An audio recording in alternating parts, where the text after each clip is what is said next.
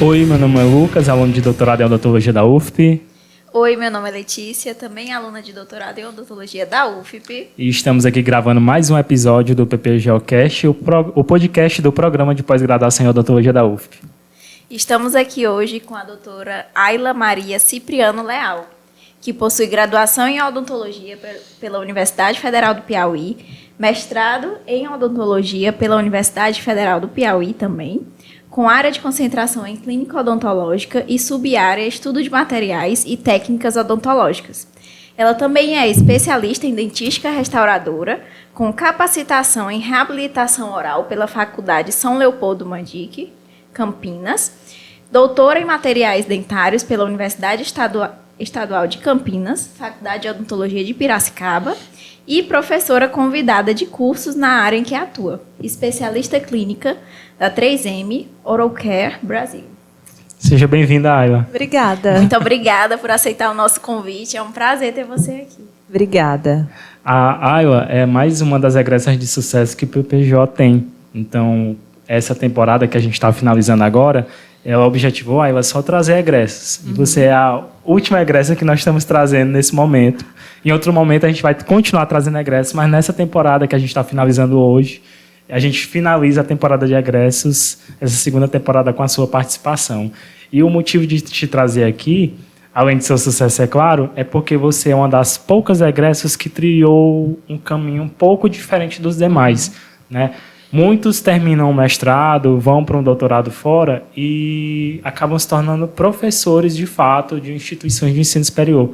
E você foi para a indústria, né? E então, assim, a gente tem muita curiosidade de saber como é essa vivência sua na indústria, né? Na 3M do Brasil. Como você chegou, né? Como é que você chegou lá.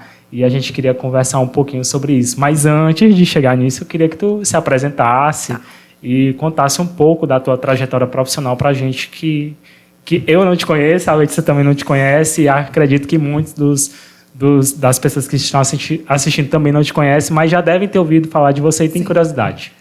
Então, vamos lá. Vamos começar do começo, que é a escolha da odontologia. E, assim, o que tem de diferente nesse mundo corporativo e o que se assemelha ao que eu já pensava e sempre pensei em fazer, que foi atuar na educação. Primeiro, a escolha da odontologia. Muita gente pensa o quê? Na afinidade por área de saúde. E o meu caminho já foi inverso, começando daí. O meu encantamento pela profissão veio de quando eu usei aparelho ortodôntico. Então, quando eu usei aparelho ortodôntico com os meus 10 anos, eu tinha diastema, tinha canino apinhado. Eu fiquei, nossa, que legal. Meu sorriso era, enfim. E tudo se resolveu em 3 anos de tratamento, consegui fechar o diastema, tirar canino carapinhado, resolver, né, o apiamento, resolver apiamento de incisivo também inferior, e eu achei aquilo o máximo. Então, eu já pensava, né, já cogitava fazer, e eu tinha como segunda opção de curso direito. E todo mundo ficava assim, nossa, mas que diferente, como que é a primeira opção? Só que eu tenho um pai e uma irmã que são advogados, então a minha segunda opção, a primeira era odonto, desde quando eu tinha essa idade, que eu usei aparelho, 11 anos de idade, e a segunda seria direito. E aí eu lembro que meus pais ficavam, nossa, Ayla, mas não tem um dentista na família. Você não tem tio, não tem parente, não tem primo. De onde é que você está tirando essa ideia? Ai, não, mas eu gosto, eu acho interessante. Eles achavam, eu acho que, sei lá, ensino médio, eu ia pensar em outras coisas, ia ver outras profissões, e eu nunca pensei. Nunca me veio, assim, uma segunda opção de fato, como uma dúvida. Direito era mais para preencher uma segunda opção. Eu já pensava só na odontologia, e aí fui aprovada no final do 3º ano do ensino médio e fiz a graduação aqui, na Universidade Federal do Piauí. Então, essa foi a motivação e essa foi a primeira parada. A Universidade Federal do Piauí, foi aqui que eu tive a felicidade de me formar. E como é que foi, assim, tua graduação? Tu fez iniciação científica? Fiz o tempo inteiro. Eu fiz iniciação científica desde o 2º ano de faculdade, com a professora Lúcia de Deus e com a professora Marina de Deus. Eu fiz voluntária e fiz remunerada também, fui bolsista. E desde esse contato eu já tive uma imersão muito grande na pesquisa, porque como elas têm, né, os estudos que elas fazem sobre temas específicos, a gente se envolve com vários trabalhos. Então, na minha época, tinha as mestrandas que eu acompanhava e, desde lá, por nós não atuarmos só no nosso trabalho, mas participar de coletas de dados, de delineamento experimental, de reunião, eu comecei a ter essa vivência na pesquisa. E foi justo a partir disso que elas me mandaram para a Unicamp, pela primeira vez, quando eu ainda estava na graduação. Então, existia um programa de parceria, que era o PROCAD, parceria entre a Unicamp e a UFP, e foram as professoras Marina e Lúcia que meio que me selecionaram para eu passar um mês lá, quando eu ainda estava na graduação. Na pós de lá, eu pude ficar. Como é que foi essa vivência lá? Pode contar um pouquinho para a gente? Eu lembro perfeitamente de quando eu cheguei na FOP, na Unicamp, e vi o tamanho daquela biblioteca, porque lá é só odontologia. Então, a FOP, a Faculdade de Odontologia de Piracicaba, ela é odontologia. E a biblioteca de lá é do tamanho da daqui. Eu lembro que eu fiquei, gente do céu, quero fazer pós-graduação aqui um dia. Que mundo novo, né? É só dentista, que todo mundo está estudando a mesma coisa. Só que o mestrado foram 2 fatores, assim. Teve um fator pessoal, né? Tudo é atrelado, a gente não tem como desencilhar a vida pessoal demais de vida profissional. E meus pais se divorciaram depois de 31 anos de casados, quando eu estava pensando em fazer o mestrado lá. Eu pensei, nossa, eu não vou fazer isso, porque minhas 2 irmãs já, uma casada, outra casando, saíram de casa, e eu não quis deixar minha mãe naquele momento. Só que eu não me desvinculei da Unicamp. Quando eu fiz o mestrado com o professor Glauber aqui, o meu delineamento também foi todo feito lá. Então, eu tive a oportunidade de conhecer melhor a cidade, que é Piracicaba, de fazer os testes do delineamento lá, tive bastante contato com os professores de lá, também da FOP, e aí no doutorado eu criei coragem de... Aí foi bom, então, porque você viveu a experiência na graduação e aí você já plantou uma sementinha para fazer seu mestrado, acabou fazendo aqui, mas já tinha uma vivência para poder sair. Sim. E não ficar tão perdido assim, sair para o doutorado. Não, e assim, uma vivência muito boa, porque além de tudo que eu já pude aprender sobre pesquisa com a professora Lúcia e com a professora Marina, eu paguei disciplina na pós da Unicamp. Então, eu paguei uma disciplina chamada Modelos in Vitro e Modelos in Situ, na cariologia de lá. Então, eu já cheguei meio que tendo uma noção do que é pesquisa, de como se faz, do que eu ia fazer na rotina. Não foi aquela coisa assim, caí de paraquedas na pós-graduação, que às vezes é o que leva muita gente à frustração. Antes da gravação começar, nós falávamos sobre isso, do imediatismo, do às vezes não saber, e às vezes ir para um caminho que não é aquilo que você quer. E eu já tinha essa noção muito boa do que era a pós, e principalmente uma pós mais acadêmica. Quando eu estava aqui na graduação, eu passei o tempo inteiro da graduação dando aula de reforço. Então, eu já tinha isso da veia acadêmica do que eu quero dar aula. Não sei de qual área, não sei em qual formato, mas eu quero dar aula, eu quero trabalhar com a educação, que é justamente o meu papel na empresa hoje, que é o que eu vou falar mais à frente. Então, eu já tinha muito isso, tanto que eu passei a graduação inteira dando aula de reforço, de matemática, biologia, química, enfim, só de física, nunca aprendi. Imagina ensinar. Aí tu fizeste o mestrado aqui. Fiz o mestrado aqui. E como é que foi assim? Terminou aqui. Como é que foi essa decisão pela área de dentística? A área de dentística em si, assim, quando eu fui terminei a graduação aqui e fui prestar a prova do mestrado. Eu já imaginava que, pelas coisas que eu tinha estudado lá na FOP, eu ia querer alguma pesquisa na vertente da cariologia. E aí, por isso, meu orientador foi o professor Glauber. E a dentística, como especialização, ela veio depois, porque o processo ele foi mais ou menos assim. Fiz o mestrado aqui, porque não era o momento ainda de eu querer sair de Teresina, só que eu pude fazer todo o delineamento, como eu falei, lá na FOP. Então, eu fiz teste, amostra, tudo lá na FOP, fui para lá nos meus 2 anos de mestrado. E aí, as coisas curiosas da história. Nessa época do mestrado, eu não era bolsista aqui, eu passei um bom tempo sem ser bolsista, e daí eu trabalhava. Trabalhava na unidade básica de saúde, trabalhava em clínica particular. E eu estava pensando em não fazer tudo direto. Eu estava pensando em não fazer o doutorado direto, em dar aquele intervalo, aquele respiro. E aí, quando eu estava voltando de um desses meus testes lá em Piracicaba, a pessoa que sentou do meu lado do avião estava lendo uma tese de doutorado, e aí eu comentei, a gente começou a conversar, eu comentei que eu estava perto de defender um mestrado e tudo, e ela ficou: ai, que é muito mais difícil quando a gente dá esse intervalo, foi muito mais difícil para mim para fazer o doutorado depois. Você que sabe da sua vida, eu não sei da sua vida, mas se eu pudesse te dar um conselho, dá uma olhada, tira umas férias, dá uma respirada, mas faz logo tudo, porque eu me arrependi tanto. Aí eu já estava quase decidida a não emendar o doutorado, a ficar pelo menos 1 ano trabalhando. Aí fiquei com aquilo na cabeça. Porque aquele imediatismo foi comentado. Você começa a se vincular com o trabalho, começa a ter uma remuneração melhor. E às vezes é difícil ter essa visão em longo prazo de eu vou recuar. Agora eu vou dar alguns passos para trás para estudar de novo, fazendo, por exemplo, o doutorado. Aí essa semente foi plantada na minha cabeça, eu pensei, estou aqui, eu vou tirar essas férias em dezembro e janeiro, prestei a prova no materiais e aí eu fui aprovada e, de fato, fui morar em Piracicaba. Isso foi que ano? Foi 2019. 2019. Então, o resumo foi mais ou menos esse. Assim, tudo que eu tive de contato inicial, de incentivo, de apoio, veio da Federal do Piauí. Tanto que, até hoje, nas minhas apresentações da empresa, tem essa timeline em foto e eu sempre falo. Foi graças à oportunidade que eu tive de fazer iniciação científica desde cedo, para eu ver que eu gostava daquilo, que não era uma coisa que isso aqui não é para mim. Não, eu gostei daquilo. Depois eu já tive a oportunidade de conhecer a Unicamp. E graças à Federal do Piauí, que eu conheci a Unicamp e que eu fui para lá. Como é bom a gente ver, né, a importância de aproveitar essas oportunidades, porque muitas vezes a nossa mente na graduação ainda é uma mente muito imatura. Então, às vezes, você não consegue ter essa visão do futuro, né, de lá na frente vai valer a pena, vai ser bom para mim, vai abrir portas, né?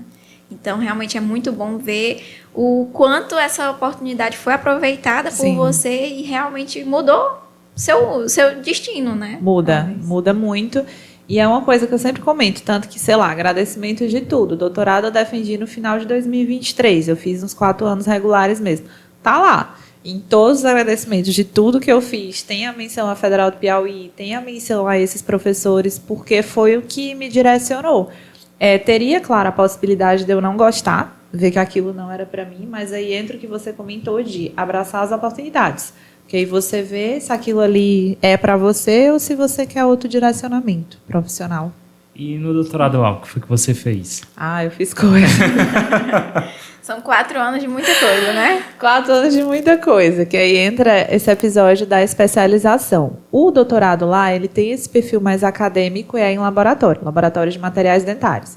Então, trabalhei com adesivo experimental, com cimento, com resina, com material bioativo, com cerâmicas, com tudo que envolve materiais dentários. E como lá é um dos programas da área que está entre os mais fortes do Brasil, mais fortes do mundo, a gente vê de ligas metálicas, tipo, do que está em desuso, do que é de uma odontologia mais anterior, até impressão 3D, scaffold, bioativo, desde o passado até o presente e o futuro. Então, eu tive essa formação teórica bem densa da parte de pesquisa. Trabalhei com todos esses materiais que eu comentei. A minha tese foi em bioativo mesmo. E teve um momento que eu já tinha feito bastante coisa laboratorial e eu estava sentindo falta da clínica. Que foi mais ou menos naquele pós-pandemia ali, quando eu estava há uns 2 anos já no doutorado. E como naquela época eu ainda tinha muita impressão, a intenção de voltar para Teresina, eu ficava pensando, cara, por mais que eu consiga me inserir em uma faculdade, um curso, a minha porta de entrada provavelmente vai ser consultório. Então, como que eu vou me afastar tanto assim do clínico? E como eu já tinha entregado trabalho durante uns 2 anos, o meu orientador, Ayla, vá tranquila fazer essa especialização. Além de você já ter trabalhado muito, se é uma coisa que vai lhe abrir portas no mercado de trabalho, eu sou o primeiro a apoiar. E eu lembro que ele falou isso que você comentou. O sucesso do programa é o sucesso do egresso.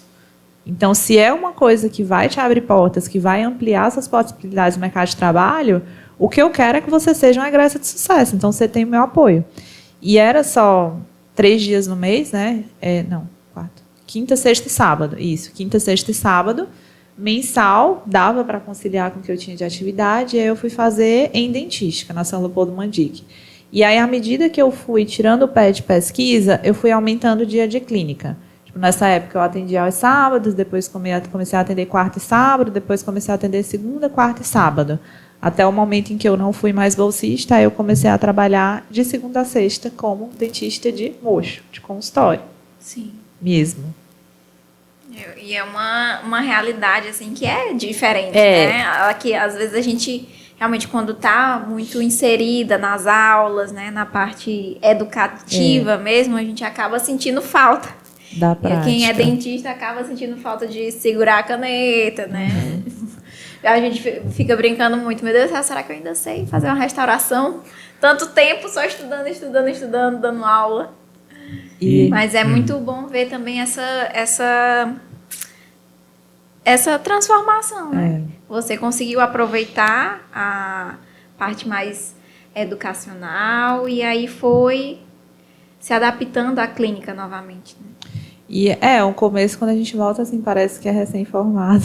É um retorno que é um pouco difícil. Só que é o que eu brinquei também. A gente tem que ter foco, concordo plenamente com isso. A gente canaliza melhor a nossa energia quando a gente tem foco. Só que, por incrível que pareça, assim, principalmente nessa época que eu não estava no consultório de segunda a sexta, parecia que a semana, assim, que eu era mais feliz. Era uma semana que eu fazia uma coisa no laboratório, dava uma aula e atendia. Porque parece que quando eu estava cansando de atendimento... Não tem muita rotina, né? Então, a área que eu atendia mais era prótese, era mais dentística do que prótese. Aí, nossa, essa semana fulano e fulano estão na especialização, todas as próteses vão ficar contigo, tá? Quando eu estava enjoando já um pouquinho da clínica, quando estava me dando dor de cabeça, aí eu ia dar uma aula, aí espairecia da clínica. Aí quando eu estava cansando de dar aula, fazia alguma coisa de laboratório, espairecia da sala de aula. Eu gosto. Não dava tempo nem de cansar, né? E aí eu fico assim, meu Deus, como é que eu vou dividir? Porque assim, mas eu já sabia que o que eu gostava e o que eu gosto mais é dar aula. Eu nunca pensei, por exemplo, em, sei lá, ser 80-20, 80 clínica e 20 aula, não. Mas eu também gosto da clínica. Aí a gente fica, o que eu faço? Mas eu acho que é importante também, sabe por quê? Porque a partir do momento que você só é professor, você acaba se distanciando um pouco da realidade. E você tem que ter a vivência clínica para você entender o que é que o paciente precisa e quer para conciliar e pegar a mão para poder ensinar o aluno para o que vai enfrentar no mercado de trabalho. Sim. E também para você ter ideias, né? Se você vê assim, olha, eu vejo a necessidade de tal coisa, mas não tem um material assim. Eu acho que se esse material fosse de outra forma, poderia melhorar. Você acaba percebendo isso na prática. Na prática. Né? Lidando com as adversidades, melhor, né? Pois vamos pular agora um pouquinho. Aí você defendeu o seu doutorado. Defendi. E aí, como é que foi inserção no mercado de trabalho? Aí foi assim, eu defendi em novembro, em março desse ano que eu defendi, eu estava na clínica que eu trabalhava, uma clínica lá em Piracicaba, e nessa época eu já estava lá quase todo dia, né? E aí eu estava em mais um dia normal de trabalho meu, a dona da clínica que eu trabalhava bate na porta do consultório, Ayla, vem aqui que tem um pessoal da 3M aqui, mas eles querem falar de uma resina nova, eu não sei que resina é essa, tu deve saber. Vem aqui conversar com eles. Aí eu fui, estava atendendo um paciente, fiz alguma pausa lá, que me permitiu sair, fui lá conversar com o pessoal da 3M.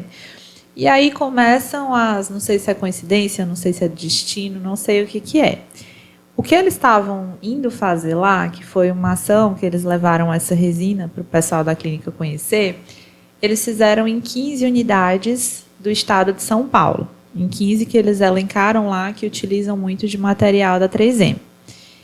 E dessas 15, eles mandaram por correio para 14. Eles foram presencialmente, única e exclusivamente na unidade que eu trabalhava. E aí a dona da clínica me chamou, aí vem a segunda coincidência. Esse material que eles levaram, na semana anterior eu tinha feito microscopia dele, porque eu estava escrevendo um livro como professor meu da SP, e ele pediu para eu fazer imagem das partículas de carga de umas 20 resinas, e no bolo estava essa. E aí eu ainda estava com a bula da resina na cabeça. Aí a gente foi gravar um vídeo, uma gravação igual a gente está fazendo aqui, e aí tinha essas duas pessoas da 3M lá, e eu comecei a falar. Que essa resina tirou o bicenol na composição, ela tem isso e isso diferente, ela tem tantas opções de coisa. engraçado. Esse vídeo existe. É muito engraçado esse vídeo. Porque no vídeo eu tô falando, ai, que a carga é tal, ai, que não sei o que, não sei o que. Meu Deus do céu, que menina estranha. Aí eles ficaram olhando assim, nossa, como ela sabe detalhes da bula desse material, né, e tal, e isso foi em março. Em junho abriu esse seletivo para o educacional da empresa, que é o que eu volto a dizer, é justamente o que eu sempre quis e o que eu sempre imaginei com trabalhar, com técnica educacional, dar aula, basicamente, dar treinamento, que é o que eu faço na empresa, eu vou explicar melhor à frente. E aí, quando foi em junho que abriu essa vaga do seletivo, um deles me procurou no Instagram, daí falou, doutora, não sei quais são suas intenções, se você quer ficar full time no consultório, mas essa vaga aqui não é para dedicação exclusiva, você pode conciliar com atendimento, é no escopo educacional da empresa, assim, assado. Veja se você tem interesse.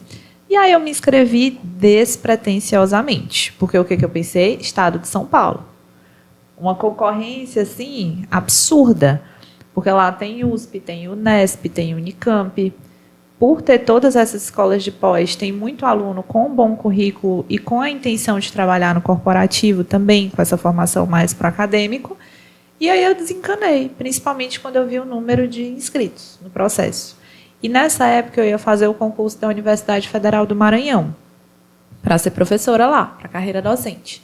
E eu fui passando de fase nesse concurso. Fiz o concurso, não vou dizer despretensiosa, mas como estava no meio da defesa, eu não achei que eu fosse tão bem no primeiro concurso que eu ia fazer. Daí saiu lá, a prova escrita mesmo. Dos 10, ficaram só 3. E eu fui uma das 3 que ficou. Aí, didática, tirei a nota mais alta. Projeto, tirei a nota mais alta. Até o currículo, eu estava em primeiro lugar no concurso. E aí, currículo, os outros 2 candidatos tinham 10 anos de odontologia na minha frente, de artigo, de experiência docente. Eles me passaram, eu terminei o concurso em terceiro lugar. Fiquei muito feliz, porque foi o primeiríssimo que eu fiz. Mas já não tinha uma perspectiva de eu ser chamada, porque ia ter uma vaga, talvez uma segunda vaga até o concurso vencer. Só que nisso de eu ficar estudando para o concurso, eu esqueci da 3M, porque eu estava no concurso. E aí, em setembro, eu comecei a receber mensagem do RH. Ai, que entrevista tal, que não sei o que. Gente, aquela vaga que eu prestei também. E eu tinha que qualificar o doutorado, e tudo foi muito assim. A minha qualificação do doutorado foi um dia antes da entrevista da 3M. Então, eu estava com a cabeça na qualificação, qualifiquei à tarde, agora eu vou pensar na entrevista da 3M.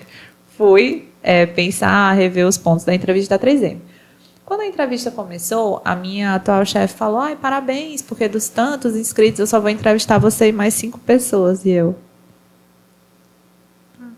Caramba! Que bom! Assim, aí tá, fiz a entrevista e uma coisa que eu acho interessante, não sei no que vocês acreditam, mas eu tinha muito em mente o dia da minha defesa. Nossa, como que vai ser o dia da minha defesa do doutorado? Porque ainda está meio incerto o que eu vou fazer, não sei se eu vou voltar para Teresina, não vou ser chamada provavelmente nesse concurso do Maranhão e tal. A clínica que eu trabalhava era um contrato de prestação de serviço e tudo, eu tinha muito isso. O dia da minha defesa, o que eu vou responder quando me perguntarem o que eu vou fazer? Porque na qualificação, quando me perguntaram, falei, estou estudando as possibilidades. Um jeitinho sutil de dizer, não faço a menor ideia do que eu vou fazer. E eu tinha muito em mente. Como que vai ser o dia do meu doutorado? Vai arrumar, vai ser tudo lindo e tal. O que eu vou responder, meu Deus, nessa hora? E, obviamente, né, numa empresa do porte da 3M, não é a gente que determina que dia um contrato vai ser assinado. Eu fui selecionada para a vaga e o meu contrato foi assinado exatamente um dia antes do dia que já estava marcada a minha defesa. Eu defendi dia 7 de novembro, meu contrato de trabalho foi assinado dia 6 de novembro. Bem marcado, E aí, foi bem cronometrado. Perfeitamente cronometrado. Aí eu tava lá, feliz. Não, eu brinco com os meus amigos que eu tava a aula inteira. Eu quero que chegue logo na pergunta. Eu quero logo que passe dos agradecimentos, porque eu vou estar muito feliz na hora de responder. Mas foi isso, assim, foi tudo bem, se direcionando muito bem. Mas aí você chegou na 3M dia 6 de novembro 6 de novembro de 2023. 2023. E aí? Fazer o que na 3M? Fazer o que na 3M? Na entrevista, assim, já tinha sido muito explicado sobre a função, assim, só para vocês entenderem. Dentro da empresa, a gente tem toda uma estrutura de vendas, de marketing, óbvio, E tem muito forte, é uma coisa que a 3M preza muito pelo científico, pelo educacional. E aí uma coisa que eu ainda não tinha comentado aqui é que a 3M fez um spin-off do grupo de saúde. Então, agora o nome da parte hospitalar, da parte de material odontológico, da parte de filtros purificadores, tudo isso é a Solventum, que fez, né, foi feita essa separação. Isso é muito comum nessas grandes empresas, nesses grandes conglomerados, porque é muita coisa diferente. Então, é papelaria com post-it, é automobilístico, é parte de empacotamento. E dentro de tudo isso, o segmento de saúde. E aí, para ter mais agilidade, mais inovação, mais produto novo, que nós vamos falar também, foi feito esse spin-off, essa separação, e agora o nosso novo nome é Solventum. É a antiga 3M Cuidados da Saúde, é a mesma empresa, e esse nome vem do solver, que é a solução, com o momento que é disso ser mais ágil. E aí dentro, né, tanto fora do Brasil como aqui dentro do Brasil, existe a estrutura de vendas, a estrutura de marketing e uma estrutura muito forte educacional. Para quê? Para fazer treinamento tanto internamente como externamente. Então, a nossa preocupação não é só por jogar esse produto na dental, esse produto vai estar no mercado. É como o dentista vai usar esse produto. Como que um paciente vai ser beneficiado com essa inovação? Então, o que eu basicamente faço é essa interface entre vendas e entre o dentista. Curso de pós-graduação, de especialização, liga em graduação, evento, toda essa parte educacional, científica, técnica, fica sob responsabilidade de quem é do nosso segmento educacional. Então, eu atendo a essa demanda, tanto interna como externa, e é basicamente isso, assim, para quê? Como que vai ser útil? Alguma coisa nova, nossa, que foi lançada no mercado. E aí é treinamento, aula, evento, podcast, vira e mexe do grava no podcast, entrevista na Band, um dia desses tem uma entrevista ao vivo na Band de Campinas, mas é sempre para falar o benefício que vai ter para a saúde de um paciente um material nosso. Pronto. Acho que ficou bem claro agora para todo mundo o que é que a Ayla faz na 3M. É isso. É basicamente a curiosidade isso. Agora deu para entender. Deu para entender.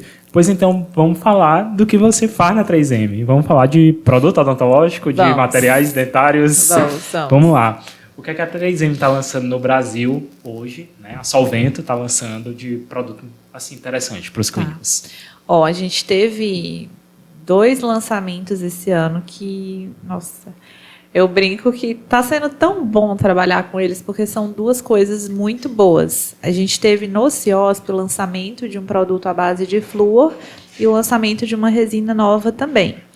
E aí, falando um pouco primeiro desse produto à base de flúor, a gente vive um momento de fake news, né, relacionadas ao uso de produto fluoretado, fluoreto de aplicação profissional, e é uma coisa que tem que ser muito combatida pela ciência. Na semana passada a gente teve, inclusive, em treinamento com o professor Jaime Cury, para falar muito sobre isso. Risco de toxicidade. Esse produto que foi lançado, uma criança de 10 quilos precisaria 10 vezes a mais do produto para ter algum problema.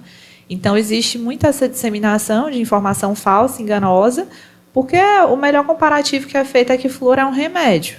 Amanheci com a garganta arranhando hoje, o que vai acontecer se eu tomar 10 caixas de amoxicilina? Eu vou ter algum problema? Com certeza. E é a mesma ideia do flúor. O flúor é o que é mais conhecido como meio democrático, racional, de combater, prevenir cárie dentária, mas existe essa tendência a existirem fake news aí hoje, no nosso país, né? E no mundo inteiro.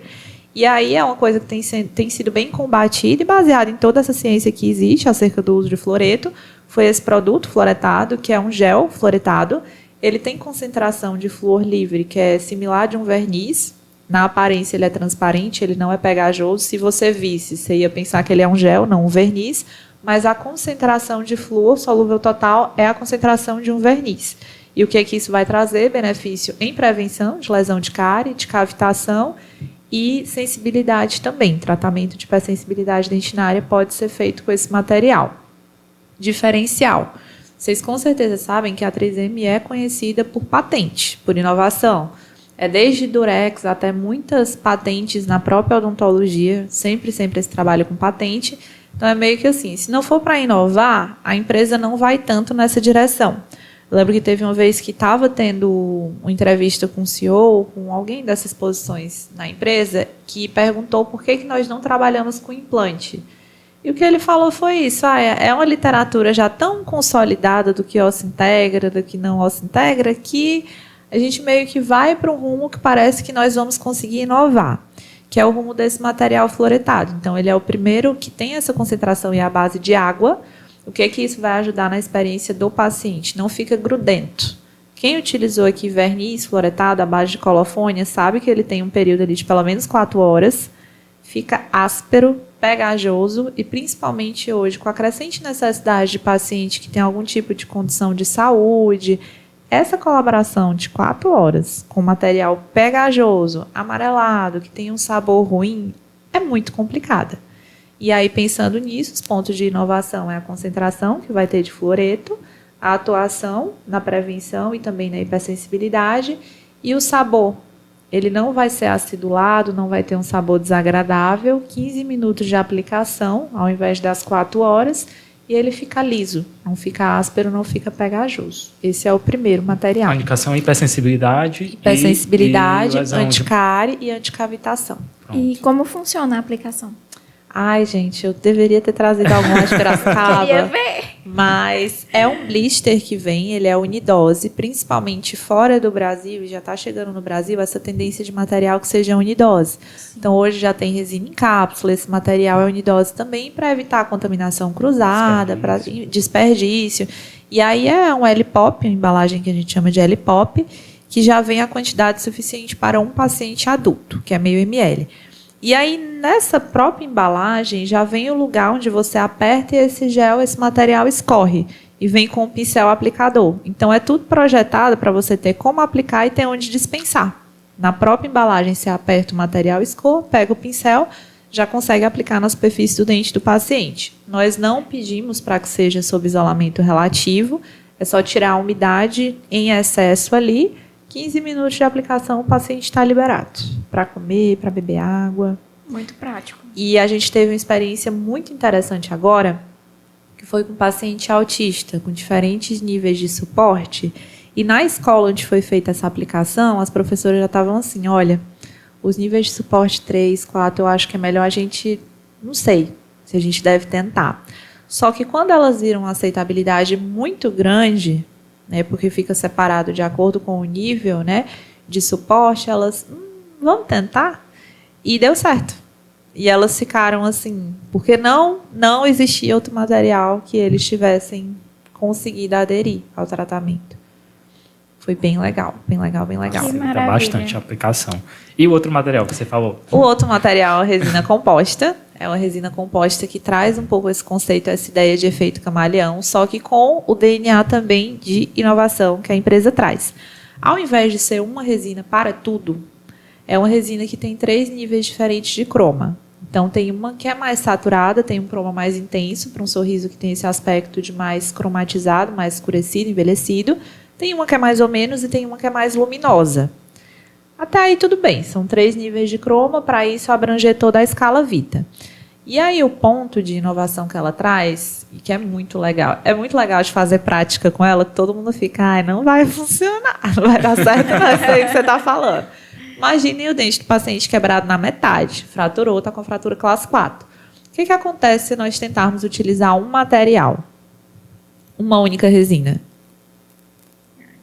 A cor, né?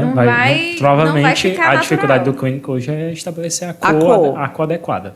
Se a gente não utiliza de uma técnica de estratificação, ou vai puxar para cinzentado, vai ter uma translucidez mais elevada, ou provavelmente vai ficar opaco, demarcado ali. E essa resina, ela muda. Ela vai mudando. Ela consegue mudar ao longo... Ela consegue mudar ao longo das espessuras.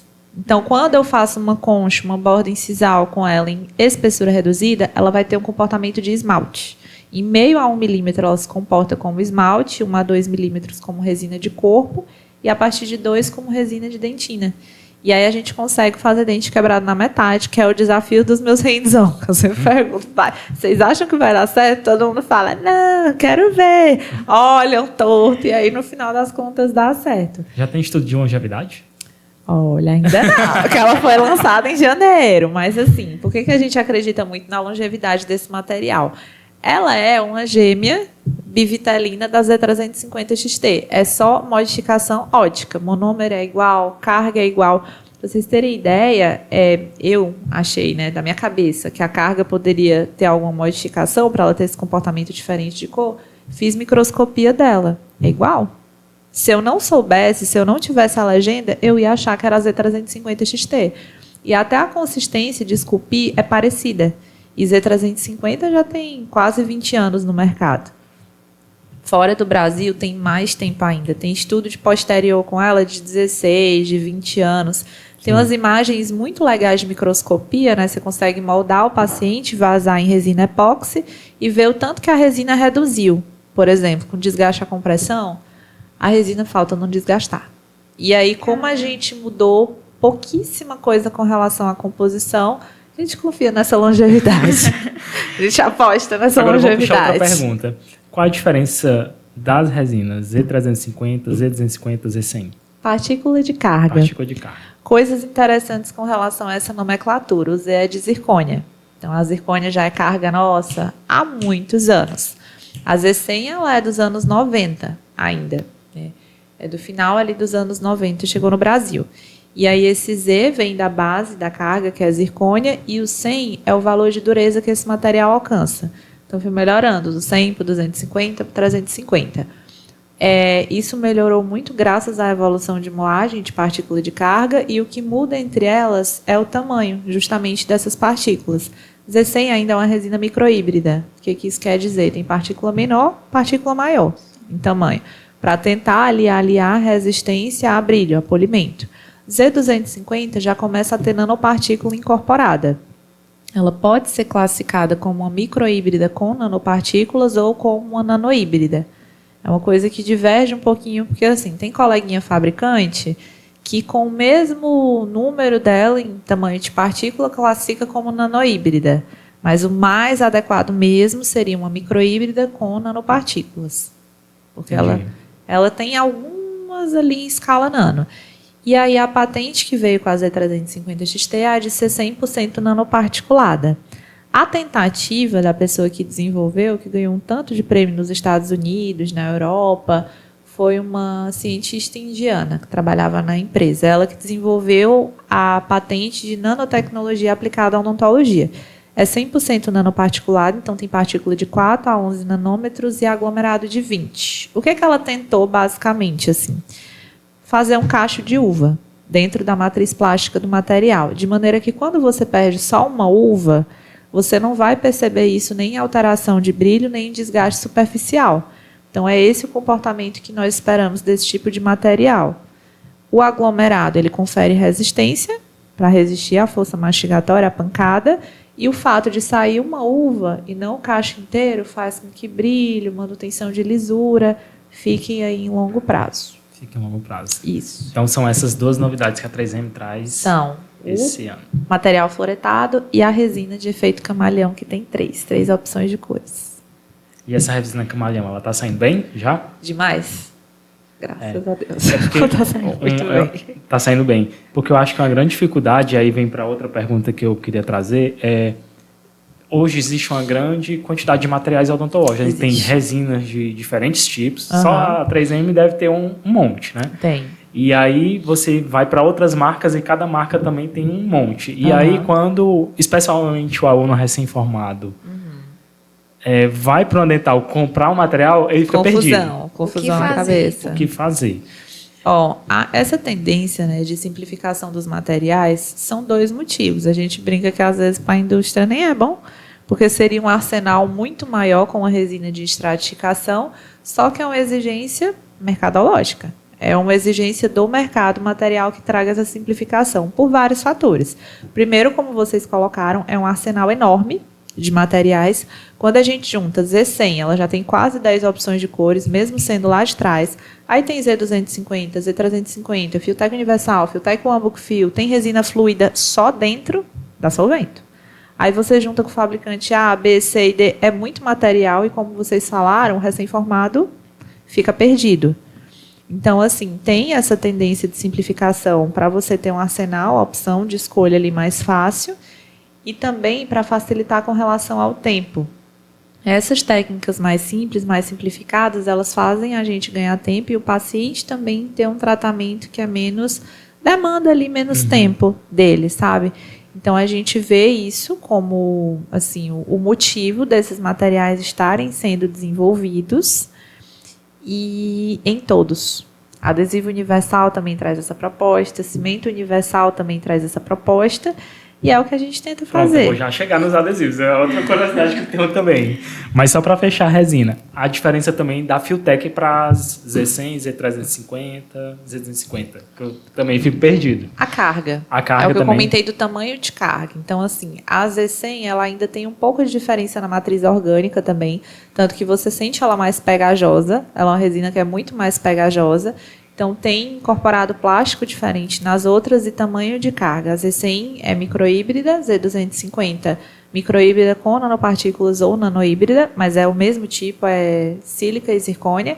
E a Z350 já é 100% nanoparticulada. Tudo dela vai ser em escala nanométrica. É isso que elas têm de diferença, tá? E a Filtek? A Filtek Easymatch, a Isso, nova. a nova. A de efeito camaleão é 100% nanoparticulada também. É como eu brinquei, ela realmente é uma gêmea bivitalina da Por que ela não é idêntica? Porque ela tem a cor diferente. Porque se ela não tivesse a cor diferente, ela seria uma gêmea idêntica. Certo. Idêntica. E os adesivos? Os adesivos...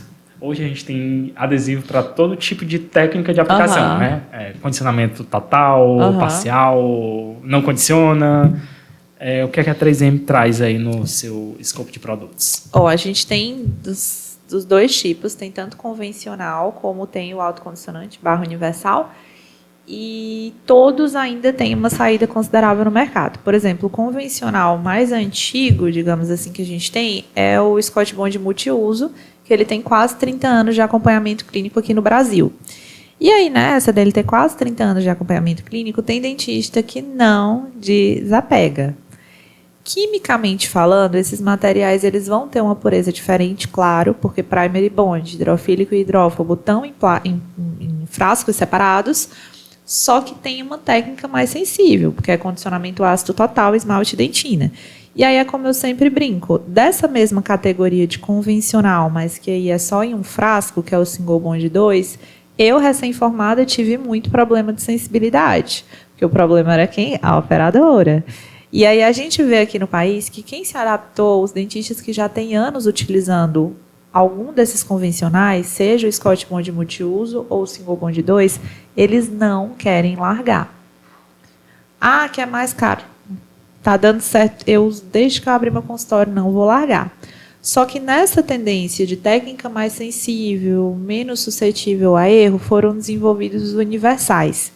E aí, dentro dos universais, a empresa tem dois. Um que é de 2012 e outro que foi lançado mais recentemente. Esse lançado mais recentemente veio com pontos de inovação que o outro não trazia, que é ser radiopaco, não ter o bisfenol A na composição. Que é o Scott Bond Plus. Isso, Scott Bond Universal Plus. Ele não traz o bisfenol, ele tem a radiopacidade para ser visto em radiografia, ele tem silanos otimizados na composição e sela melhor a interface com dentina afetada. O bisfenol A ele já vem sendo essa tendência na produção de plásticos. Curiosamente, foi a iniciação científica que eu fiz com a professora Marina, estudo de bisfenol, para ver se ele causava algum problema, algum defeito no desenvolvimento de esmalte dentário de ratos. E ele vem sendo tirado de plásticos por possivelmente ser um desregulador endócrino. E aí, para material odontológico, isso não é tão alarmante, mas já é uma tendência. Quantidade, o material vai estar polimerizado, essa liberação é muito relacionada à oscilação de temperatura na boca, isso não vai ocorrer, não seria, por exemplo, a temperatura do foto que iria fazer liberar, mas já é essa tendência mundial na produção dos plásticos. E aí a gente tem, né, todos esses tipos, e o que eu costumo falar nas aulas e que eu deixo também para os alunos que estiverem assistindo. Nenhum material é receita de bolo. Às vezes você tem essa ideia de, mas qual adesivo que é melhor? Depende. É como eu falei, o Single Bond 2 convencional, para mim, na realidade recém-formada, sem uma adequação técnica ali como eu deveria ter, o universal funcionou bem melhor, principalmente no que diz respeito à sensibilidade pós-operatória, que é essa limitação da técnica mais sensível dos convencionais. Mas é ver que não é receita de bolo. Às vezes existe a dúvida, assim, universal. É preconizado por bula, por literatura, fazer condicionamento seletivo em imagens de esmalte. Tá, mas se tiver uma dentina que está super dura ali, super mineralizada, a literatura já aponta que ali pode ter uma barreira mineral, né, tem uma formação mineral desorganizada que é até mais dura que uma estrutura rígida. E aí, será que vai ser um crime eu colocar um pouquinho de ácido ali? Já existe até uma linha que apoia, condicionar a dentina com essa característica. Então, é ler bastante, ler bula e principalmente entender o que está ali na boca daquele paciente, porque receita de bolo, na nossa profissão... Então, é individualizar tratamento. Não existe individualizar tratamento com relação a tudo. Desde uma orientação sobre creme dental até a resina, o material que vai ser utilizado, entender hábito do paciente, tanto parafuncional como alimentar, é uma coisa que às vezes é negligenciada, só que é totalmente relacionada à performance do material. Entre resina e cerâmica, que a resina tem um módulo de elasticidade diferente, vai parecer mais com dente, tá? Se aquele paciente tem uma alimentação super ácida, será que esse pH não faz mal para um compósito, para um plástico? Faz. Para a cerâmica vai fazer? É um fumante? Então, assim, é não querer. Tudo bem que seria ótimo ter uma receita de bolo, mas é não querer fugir dessa receita de bolo e sim tentar entender sempre, que é o que a indústria também faz, tentar trazer opções para o que o paciente tiver na boca. Era isso, acho que a gente vai cair na próxima pergunta. Que dicas você daria para um profissional recém-formado ou para um clínico com pouca experiência, nessa parte de seleção de material restaurador, de utilização de técnica restauradora? Hoje, é como eu falei, existe muito essa linha, essa tendência de simplificação.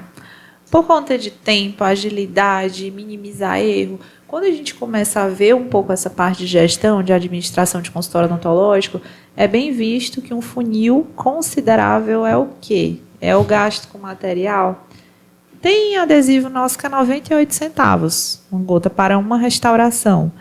Então, na realidade, não é material, não. O que a gente vê que mina o dinheiro de um consultório? É trabalho. É você precisar repetir, porque na primeira repetição pode ser que fique no 0 a 0, passou da primeira, começa a ter prejuízo com aquele procedimento que foi pago. Então, é mais entender o que você acha que vai levar menos você ao erro. Hoje existem, como eu falei, esses materiais que têm uma técnica mais simplificada, que facilitam seleção de cor, facilitam o passo a passo operatório em si, e é tentar ir para esse caminho. Eu me formei hoje, por mais que eu goste de dentística, será que eu vou saber estratificar? Será que eu vou saber a camada de dentina, a espessura de dentina que eu devo colocar na restauração? Dentina super opaca, como é a de alguns fabricantes? Então, tentar, talvez, fazer o que a gente chama do básico bem feito, trabalhando super bem com esses materiais de técnica mais simplificada, até que nem jogo do Super Mario, e avançando de fase, passando por chefões mais difíceis, se aprimorando para poder... fazendo cursos, estudando, se aprimorando. Hoje, apesar de precisar existir esse filtro, existe muito conteúdo bom, acessível, internet, em livro, em artigo, e tentar sempre ir por esse caminho e entender que é individual. O paciente, ele é único. Ele não deve ser visto como algo genérico, como uma receita de bolo ali que pode ser aplicada, sempre tentar ter essa visão. Maravilha. Muito obrigada pelas dicas, Ayla. Eu ainda tenho uma última pergunta. Mas aí foram dicas maravilhosas, tem que agradecer. Não tem como. Nada. Ayla, hoje a gente está vivendo também um momento em que cada um quer ter seu curso, e quer ter sua técnica, e quer... Não vou dizer o dono da razão, mas... Quase. O que é que tu vê, assim, nesse contexto da odontologia, especialmente entrando também... Hoje a gente está vivendo um boom da odontologia biomimética, né? O que é que tu acha? Assim, os materiais que estão sendo disponibilizados hoje, eles são compatíveis com essas técnicas novas que estão preconizando? O que é que tu vê, assim, da odontologia biomimética? Não sei se você é adepto ou não. O que eu vejo, né, hoje, até por conta da minha demanda de trabalho na empresa, eu estou um pouco mais distante da clínica. Mas o que eu faço, o que eu vejo, o que eu aplico e o que eu acho que deve ser aplicado? A primeira coisa que eu vejo, infelizmente, é que nessa pressa, nesse imediatismo, tem muito conceito que é descrito ou colocado por alguns alunos ou por alguns dentistas mais jovens como se fosse uma coisa nova. E, na realidade, não é. Então, a biomimética, eu enxergo mais ela como uma terminologia do que como odontologia que seja disruptiva. São coisas que existem há muito tempo. Exatamente. Por exemplo, não tem problema nenhum de eu falar de outros fabricantes. Clearfield SE Bond. A técnica que é preconizada com o uso dele, de ter um componente hidrófobo separado, de fazer um selamento imediato. Esse adesivo, ele tem a minha idade. Ele é de 94. Então, esses conceitos de selamento, de tornar aquela camada hidrófoba, a elevação de margem gengival, na realidade, são coisas que estão aí há muito tempo. Há muito tempo. Então, ter mais cuidado com relação aos cursos, com relação a essas informações, ter mais cuidado com isso mesmo, com quem é a sua referência. Se é uma pessoa que vive daquilo, que o ganha-pão dela rotineiramente é aquilo, se ela realmente conhece com profundidade a técnica que ela está preconizando, que ela está falando, porque, infelizmente, hoje se vê muito isso do conhecimento raso sendo, às vezes, passado como conhecimento profundo. Já me foi colocado, já me foi questionado como se fosse uma coisa do ano passado. Gente, mas isso aí existe há muito tempo. Então, ter mais esse cuidado de quem você está usando como referência, assim, para guiar o seu trabalho, para você buscar como um mentor, como professor de curso, porque, como eu falei, tem muita coisa boa, mas tem algumas coisas complicadas também. E a gente percebe, às vezes, esse apego a um conhecimento que é um pouco raso. Né? Eu já escutei algumas coisas, tanto com relação a fake news de flúor, como com relação a esses próprios trabalhos de biomimética. Eu pensei, cara, a pessoa ela não sabe do que ela está falando. Porque o do flúor foi uma pessoa que disse que era uma concentração absurda dentro do creme dental, que são muitos gramas. Corta para 0,55 gramas numa bisnaga de 200 de fluoreto de sódio. Ainda tem que tirar o sódio. Então eu perguntei, não, mas que é 1000. São 1000 ppm, tá, mas a quanto corresponde? Sim. Então, você percebe muito isso, do reproduzir uma coisa que foi escutada e que não foi questionada. É questionar. Se você buscar um curso, ter sempre essa visão crítica. Não acreditar 100% no que está sendo dito e tentar ver ao máximo o quanto a pessoa vive aquilo que ela está falando. Beleza. Respondido. Obrigada. Satisfeito? Satisfeito. Corrobora com o que eu penso também, porque é exatamente o que você disse. Tem muita coisa que está sendo vendida como nova e já está aí. Não é nova, não. Um tantinho de tempo. Já tem um tantinho de tempo, já tem quase a nossa idade. Pois é. Mais uma pergunta, Letícia? Eu estou muito satisfeita, inclusive. Gostei bastante. Obrigada. Ayla, da sua entrevista. Você fala muitíssimamente bem, né? E são muitas curiosidades, realmente, e essas novidades vieram para trazer um diferencial grande, né? Estou muito feliz com isso, estou doida para conhecer agora.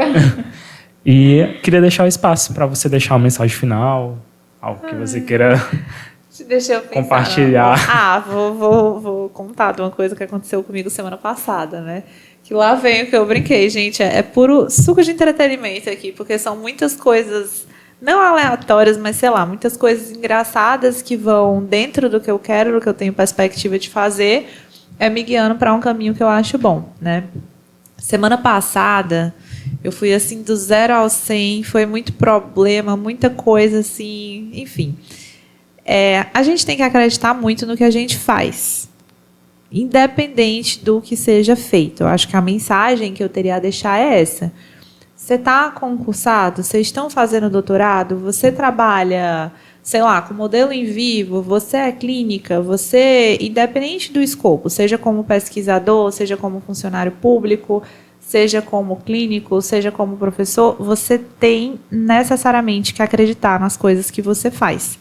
Eu acho que é isso que move, é isso que faz a gente acordar com vontade de dar o nosso melhor. E é uma coisa que, assim, eu achei muito interessante, uma mensagem que eu recebi de uma amiga minha, amiga de escola, minha amiga há 20 anos, quando ela viu o espaço que eu dou curso lá em Campinas. Ela falou assim, nossa, Ayla, que espaço bonito e tal e tal. Eu só lembro do jeito que tu cuidava dos teus ratos quando tu fazia pesquisa lá na UFP, porque era de domingo a domingo. Eu vim aqui no Biotério. E ela falou isso, você sempre foi desse jeito. Desde quando era rato, lá no Biotério, na sua iniciação científica, porque é isso que eu falo do acreditar. Quando eu decido fazer alguma coisa, seja por alguma causa, seja por alguém, eu acredito assim cegamente. Isso é bom? Às vezes eu me questiono um pouco, que foi o que eu me questionei semana passada, no começo da semana, e no meio da semana eu fui promovida. Olha aí, Pouco tempo de Maravilha. empresa, pouco tempo de casa, assim, eu tava assim, porque é uma dedicação que eu não consigo ser de outro jeito, e que eu acho que a gente não deve ser de outro jeito. Independente de para onde a gente escolha olhar, seja para serviço público, seja para docência, em universidade federal, em graduação das faculdades privadas, a gente tem que olhar para aquilo como algo que merece a nossa entrega total, nossa melhor, dedicação total, e acreditando no que a gente está fazendo, ponto. Eu vou entregar o meu melhor aqui porque eu acredito nisso que eu estou fazendo e que eu estou vivendo. E aí colhe o resultado. A gente colhe. Quando a gente menos espera, a gente colhe. Vem o Pois resultado. Parabéns pela sua Parabéns. promoção. Obrigada. E a gente agradece a sua participação aqui no podcast. Obrigada. Disponibilidade de vir. A Ayla tá de férias, né? Veio de Então, não verdade. tá de férias. Esse podcast está agendado já faz Há um bom muito tempo que a gente está esperando aqui a agenda dela abrir e a oportunidade era agora, nesse mês de julho. E foi ótimo. Obrigada. Te agradece, Ayla. E a gente convida a todos aí a curtirem, compartilharem, tá certo? E aguardamos vocês no próximo episódio. Até lá. Até mais. Tchau, tchau.